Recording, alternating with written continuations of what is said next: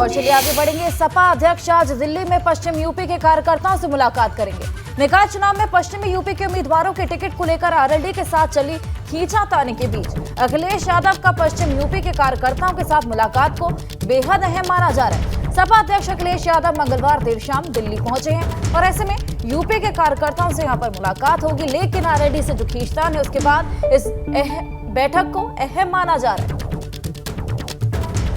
दिल्ली में अखिलेश यादव ने डेरा डाल दिया और ऐसे में मंगलवार को देर शाम वो दिल्ली पहुंचे थे और आज यह मुलाकात होने वाली है। पश्चिमी यूपी के कार्यकर्ताओं से मुलाकात।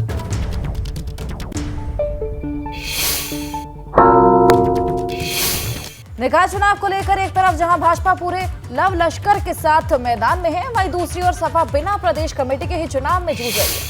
जिस निकाय चुनाव को 2024 के लोकसभा चुनाव का सेमीफाइनल माना जा रहा है, उसमें सपा बिना प्रदेश कार्यकारिणी का गठन किए मैदानी जंग में है। ऐसे में प्रदेश संगठन के नाम पर सिर्फ प्रदेश अध्यक्ष और कुछ संगठनों के पदाधिकारी ही हैं।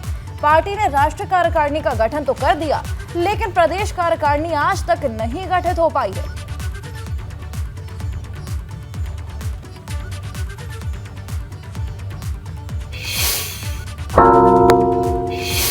अखिलेश यादव ने मतदाताओं को लेकर एक अपील जारी की, जिसमें जनता से जुड़े कई वादे हैं, लेकिन जितने दावे हैं उससे ज्यादा भाजपा पर निशाने।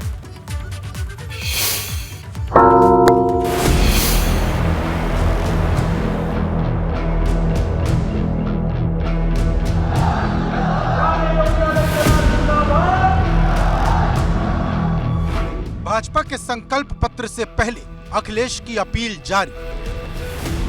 शहर की जो समस्याएं हैं, खासकर जितनी भी समस्याएं हैं, सब भारतीय जनता पार्टी की देन है। समाजवादी कैंटीन, सस्ता सामान, निकाय में चुनावी वादों का तूफान।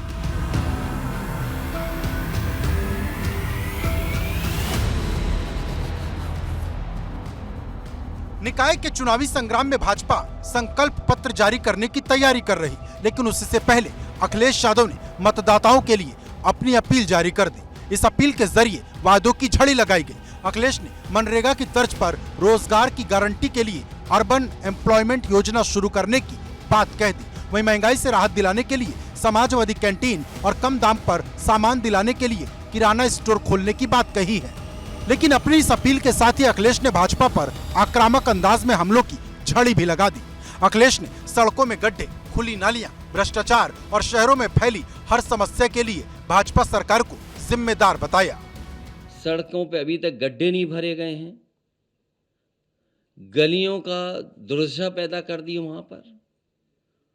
इनको न ठीक करते हुए यहाँ पर जिस तरीके से भ्रष्टाचार हुआ है, एक शहर के नहीं हर शहर में उंगली उठी है।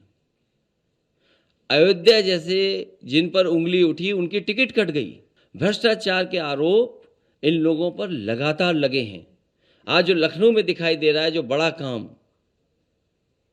ये जनता के लिए समाजवादी सरकार में ही बने और आगे बढ़ाए गए। सड़कों पर गड्ढे हैं, नगर निगम में भ्रष्टाचार है, मूलभूत सुविधाओं के लिए लोग तरस रहे हैं। उन्होंने कहा कि स्मार्ट सिटी के नाम पर भ्रष्टाचार किया जा रहा है। वाराणसी का जिक्र किया जो पीएम का संसदीय क्षेत्र है। अयोध्या का जिक्र किया जहां से महापौर के पुराने प्रत्याशी का टिकट काट दिया गया। अखिलेश यादव ने साफ कर दिया है कि भाजपा के कार्यकाल के दौरान जो भी अव्यवस्थाएं रहे हैं, जो विभागों की नाकामियां हैं, उसको इस निकाय चुनाव में जनता के सामने लाएंगे। अखिलेश यही नहीं रुके, उन्होंने एक बार फिर सरकार को छुट्टा पशुओं के मुद्दे पर घेरने की कोशिश की। विधानसभा चुनाव के वक्त भी सपा ने छुट्टा पशुओं से किसी की मौत होने पर 5 लाख रुपए देने की बात कही थी। जो शहरों से जानवर न हटा पा रहे हों, तारीख के बाद तारीख बदल रहे हों, और जो अधिकारी जिनकी जिम्मेदारी थी उसके अलावा अधिकारी लगाए गए थे, आईएएस स्तर के अधिकारी लगाए गए थे, जिससे जानवर शहर से हट जाएं। आखिर उन अधिकारियों ने क्या काम किया है? और यही स्मार्ट सिटी में केवल 1-2 बिंदु नहीं है। आपका ट्रैफिक मैनेजमेंट, पब्लिक ट्रांसपोर्ट के लिए आपने क्या काम किया है?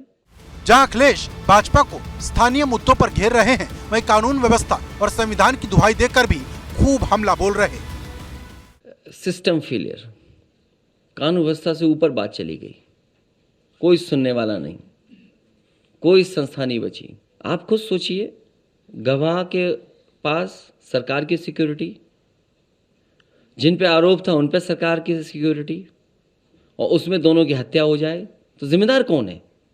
सरकार जिम्मेदार है। लेकिन बड़ा सवाल यह है कि क्या अखिलेश की यह अपील जनता में अपना असर पैदा कर पाएगी, क्योंकि सपा के सामने निगम की लड़ाई का वो चक्रव्यूह है जिसे सपा पिछले 2 चुनाव में भेद नहीं पाई, और अब यही चुनौती अखिलेश यादव के सामने है, क्योंकि 24 में अगर भाजपा को टक्कर देनी है तो पहले 23 की इस लड़ाई को जीतना होगा।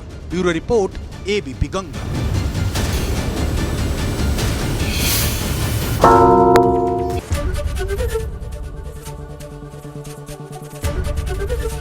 एबीपी गंगा, खबर आपकी, जुबान आपकी।